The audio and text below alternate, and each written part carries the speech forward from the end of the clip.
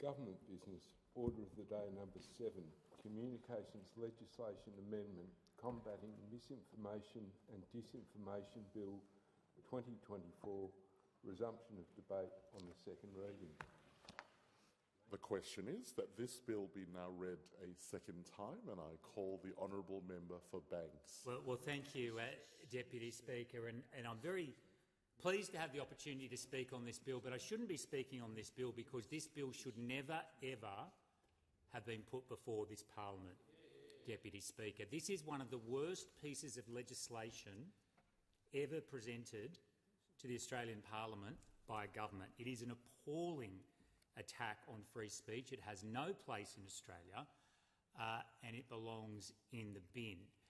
Now, we have to start this whole sordid story back in June, Deputy Speaker, when the government first published Mark 1, this misinformation bill. And the reaction, Deputy Speaker, had very little precedent in the history of our country. Some 24,000 submissions were made to the inquiry into this bill. And what did they overwhelmingly say? What they overwhelmingly said was this is an attack on free speech, which will mean that ordinary Australians will have their legitimately held opinions suppressed and censored. The overwhelming majority of those submissions said this bill must be thrown aside and we should never see it again. That's what they said.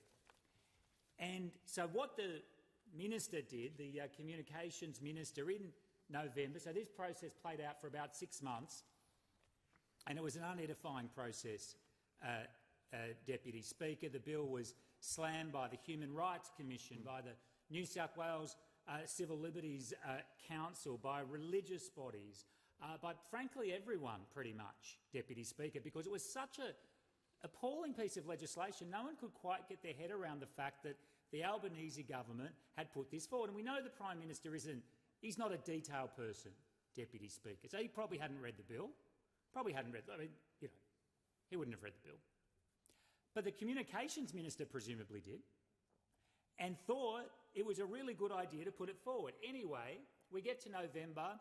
The minister says, yeah, actually, we better get rid of this, and so withdraws the bill. Then we basically, the government then goes through a 10-month process of consulting on the bill. So rather than just saying, look, this is a terrible bill, we're not proceeding, they've consulted on it for some 10 months. But what they've come back with is a bill which still betrays our democracy, still has no place in Australia, and still is a shocking attack on free speech, because this bill will radically alter the landscape of political communication in Australia. And you know what the government did when they put out this bill? Something that is very concerning, I think, Deputy Speaker. So, very complex bill that's seeking to change political communication in Australia. Now, how long would you normally give people to put in submissions on an issue of that complexity, a radical change to how we communicate, with the opportunity for government regulators to censor free speech? You'd give people a while to comment on that, wouldn't you? Especially if you've got an explanatory memorandum that's more than 100 pages, a bill with many, many provisions. So you know how long, Deputy Speaker, the government gave people to put in submissions? 7 days. 7 days. They closed submissions on the 30th of September. And if you go to the website of the committee that's looking into this bill, you try and put in a submission, you can't, because the submissions have closed, which is shameful. And what did people say about that? Well, what did the New South Wales Council of Civil Liberties say, Deputy Speaker, about that appalling process? They said, we strongly assert that the decision to only allow 7 working days for public submissions on such a complex and critical piece of legislation is incompatible with the principles of transparent governance. They went on to say this extremely short process will exclude many voices and undermines the democratic principles of participation and inclusion. That's the New South Wales Council of Civil Liberties. That's what they said about this government's process on the bill. What about the Catholic Bishops' Conference? What did they say, Deputy Speaker? They said, given the committee has only been allowed 1 week for the preparation of submissions, the conference has not had time to give the bill adequate consideration. Now, this is the Catholic Bishops' Conference that speaks on behalf of the millions of Catholics in Australia, and they have said in their submission that they did not have adequate time to consider the bill. Now, that is an absolute disgrace, Deputy Speaker. And what did the Queensland Council for Civil Liberties say? They said, we object to the extraordinarily short period of time for the making of submissions in relation to this important bill. And other submissions that have been published say very similar things, Deputy Speaker. So I would have thought that the government would show greater respect for the Catholics of Australia than have a situation where the Catholic Bishops' Conference says we were only allowed 1 week for the preparation of submissions, and the conference has not had time to give the bill adequate consideration. You would have thought, that might concern the government, but no, because the Minister for Communications has structured this process to deny people the opportunity to participate in submissions. It is absolutely shameful, Deputy Speaker. And then we get to the substance of the bill, and that's where the story gets even worse, Deputy Speaker.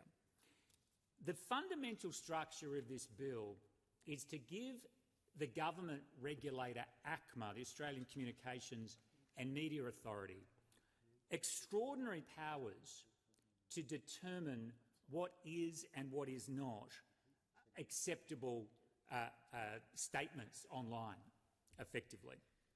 Because basically what ACMA does is say, well, look, here are some rules that you digital platforms have to follow in relation to misinformation and disinformation, and if you don't follow those rules, you could get fines of up to 5% of your global revenue. So if you're a digital platform, that's going to get your attention, isn't it? Could get a fine of up to 5% of your global revenue. So you're going to be listening to what ACMA says. They have the power. And that gives ACMA an extraordinary power over those digital platforms. And when the bill talks about digital platforms, we're not just talking about the large ones. It's not just the Metas and Googles of the world. It extends to a huge number of websites. It includes podcasts. It includes websites that aggregate news. It includes websites that aggregate other forms of material. It can include message boards and a whole range of different things. It includes search engines and so on. So it includes most of the internet, not only Australian sites, but global sites. So any global site that has operations within Australia that provides services to Australians, which is effectively all of them, they have to comply with this law as well. So this ACMA is going to be telling all of these digital platforms, so-called, what it is that they have to do to comply with this rule. Now, what does the bill say about the sort of things that ACMA can require? Well, if you look at page 101 of the explanatory memorandum, Deputy Speaker, it's quite clear because it says, for instance, digital communications platform providers could be required to use automated processes and technology to detect and act appropriately on misinformation and disinformation under a misinformation code or misinformation standard. For example, they could be required to use technology or algorithms to downrank or reduce the spread of misinformation. So if we take out the technical talk, what does that mean? Censor stuff, censor material, make sure people don't see it. That's what it means. And if you're a digital platform, you've got ACMA hanging over your head and the threat of substantial fines, you of course are going to err on the side of ensuring that you don't do anything which could fall foul of ACMA, and so you are going to censor material to make sure that you don't get fined. So that's what is going to happen, and it's going to happen on a large scale. And so as we turn to the key provisions of the bill, Deputy Speaker, we have to remember that framework. ACMA decides how it is imposed on the platforms. ACMA has the force of law, and if digital platforms don't comply, there are very significant consequences for them. And one of the key issues here is that misinformation, as defined in the bill, is incredibly broad and will include things that are said by Australians effectively all the time. Because the definition of misinformation includes statements, Deputy Speaker, that are held in good faith. So you might believe something with all your heart. You might really believe that it's true and it's something that you hold dear. But under this bill, that can be misinformation. And if it complies with the definition of misinformation, then if the platforms don't take action about that so-called misinformation, they can get in a lot of trouble, Mr. Speaker. So we're not just talking here about things like disinformation from foreign powers seeking foreign interference. We're talking about the opinions of ordinary Australians. This is a very important point. Doesn't have to be malicious, doesn't have to be designed to be to deceive. It can be something that you absolutely and strongly believe to be true. But that can be misinformation under this bill.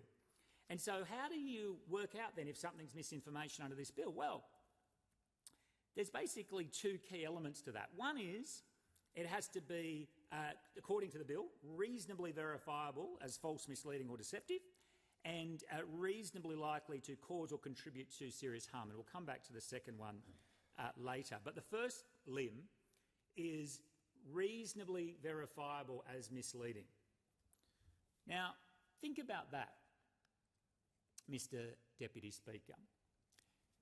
Often, to reasonably verify that something is misleading is an entirely subjective process, because what I might think is misleading, one of my parliamentary colleagues on the other side of the House might say, well, no, that's not misleading.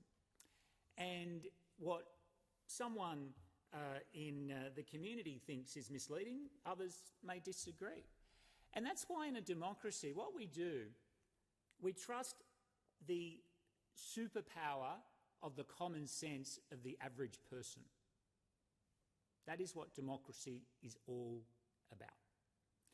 And that common sense has served Australia incredibly well. Because that common sense, expressed through our democracy, has made us one of the greatest nations on earth, I think the greatest. So that's what we do in a democracy. We might disagree. Someone might have an unfashionable opinion. It might be an opinion that is seen as a little bit different, but that's okay. Because in a democracy, we're allowed to have unfashionable opinions. We're allowed to have opinions that might not accord with the so-called experts of the day. And then the explanatory memorandum of the bill actually goes into this question of how do you actually establish if something is misleading? And the explanatory memorandum says, well, in practical terms, and I'm quoting now, digital communications platform providers will need to identify misinformation or disinformation themselves, including identifying content on their digital communications platform that contains information that is reasonably verifiable as false, misleading or deceptive, pursuant to such duties or relevant instruments. And then it says, some matters that could be considered when determining if content is reasonably verifiable as false, misleading or deceptive include. First one, whether the information has been fact-checked by a third-party organisation. And the second one, expert opinions or advice. So these are the first two examples that the government's own notes to the bill provide. So the digital platforms are supposed to somehow sift through the material that appears on their platform, determine if it might be misleading, and what the government tells them to do in order to work out if it's misleading is effectively, has it been fact-checked by some third-party organisation, and what do the experts say? But let's be frank, Mr. Speaker. Fact-checkers aren't always right. There are numerous examples of things that are described as fact-checks which are themselves subjective, which themselves constitute an opinion. And whilst we all benefit immensely from the work of experts in many fields, in all fields of endeavour, and we're fortunate to live in a country with so many people with such great expert skills, it's also true that experts are not perfect. It's also true, Deputy Speaker, that expert opinion can change. And if we think about history, Deputy Speaker, think about all the times in history where somebody came along with an idea that was different and was shunned by the experts and fact-checkers of that day, who said, well, no, you're wrong. That's not how, the sun rotates around the earth, or whatever it was, whatever the scientific debate of the day was, or the debate on any topic. So it's very clear that expert opinion, whilst valuable, is far from infallible, and I think pretty much every expert would acknowledge that, including Dr. Nick Coatsworth, who spoke about this issue very eloquently earlier this week. And it's also true that fact-checkers are themselves human and subjective and make mistakes. So the notion that we're going to hold up these two bodies as somehow infallible and somehow determining what the rest of us can and cannot say is extraordinary.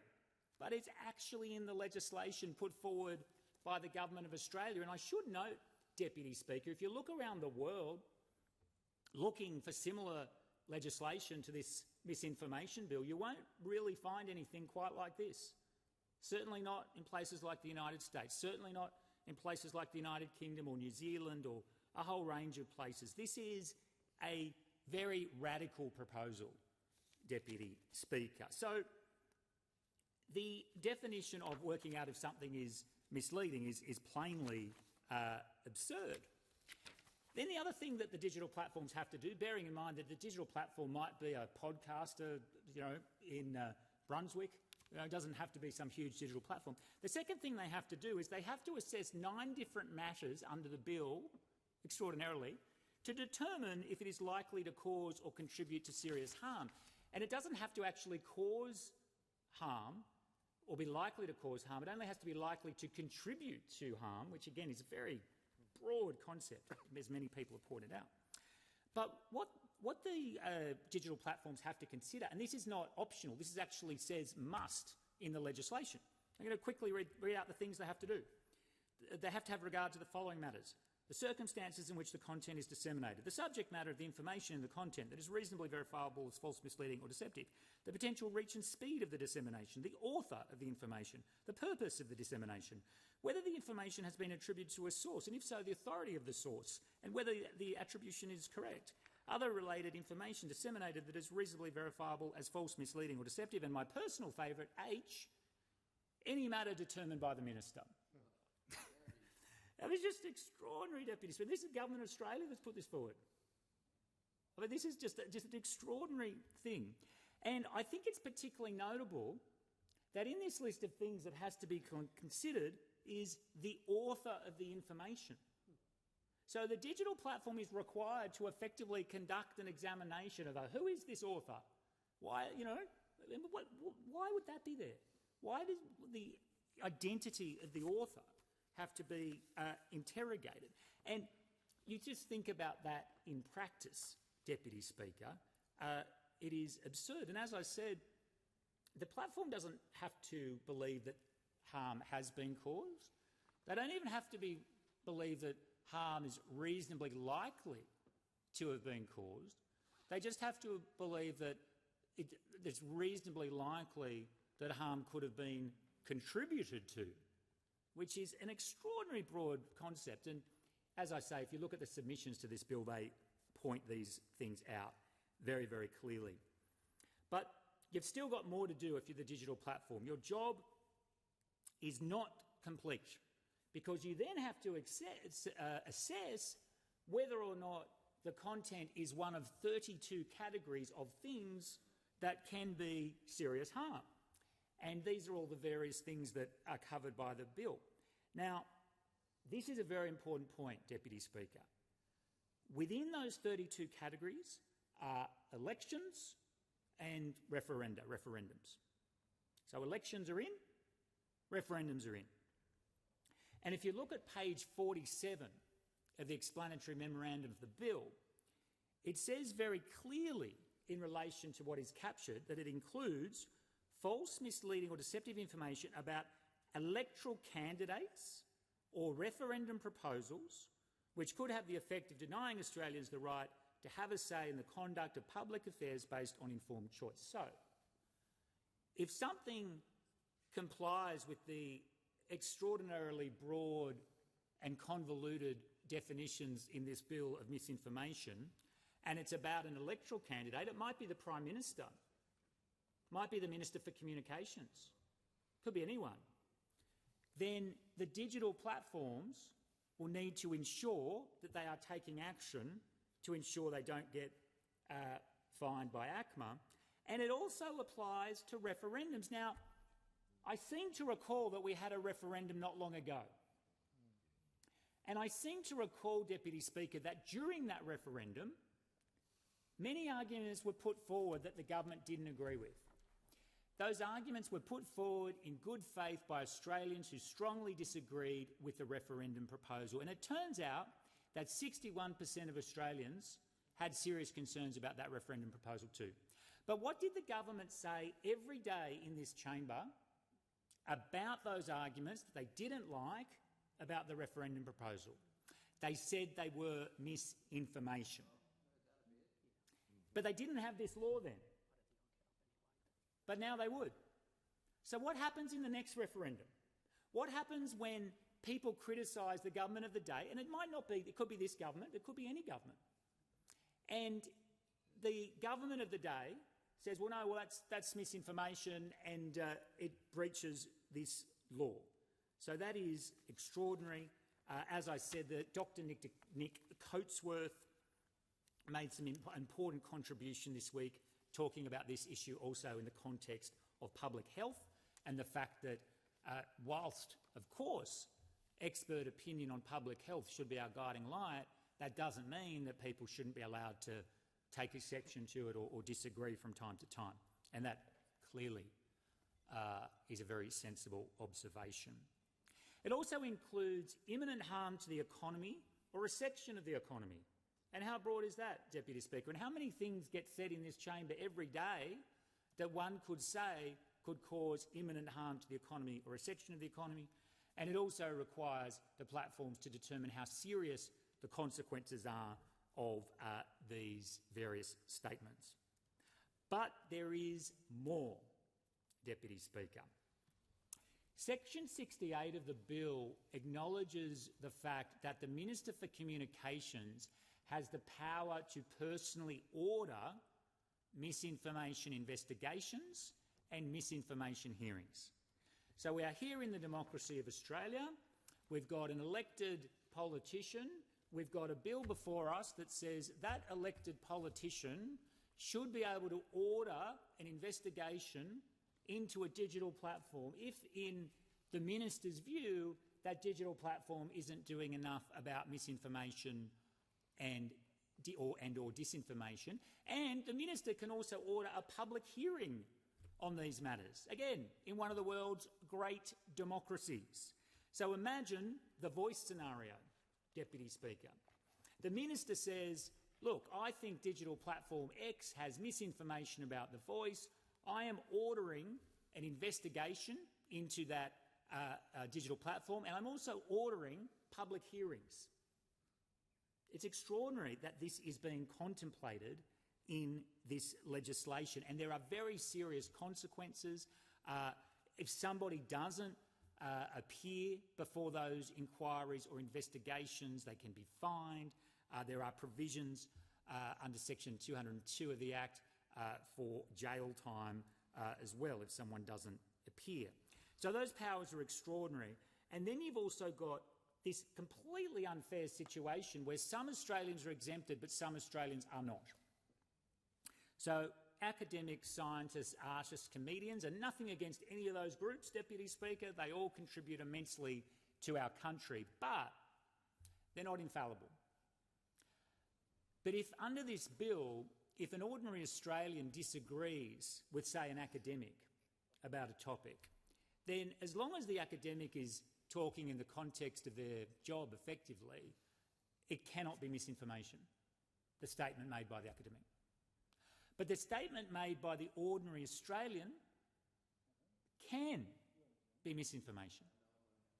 Now, how on earth can that be fair or appropriate, Deputy Speaker? And that also applies if the person who isn't the academic says exactly the same thing as the academic. One can be misinformation, one can't. And finally, Deputy Speaker, there's a concerning impact here on Australians of religious faith.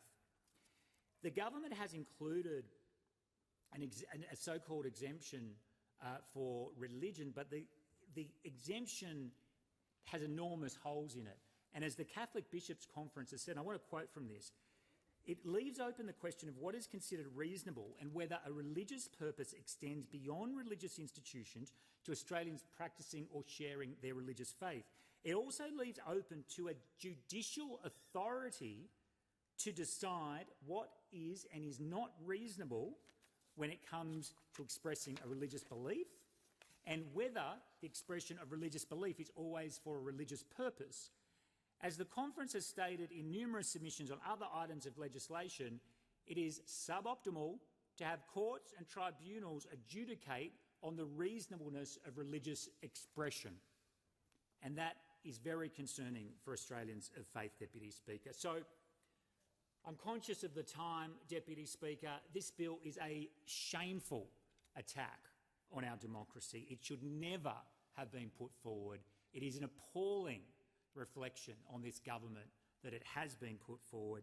I would encourage anyone who's listening tonight to actually try and read this legislation. You'll be shocked at what you see in it. The Coalition will fight this every step of the way because this bill belongs in the bin.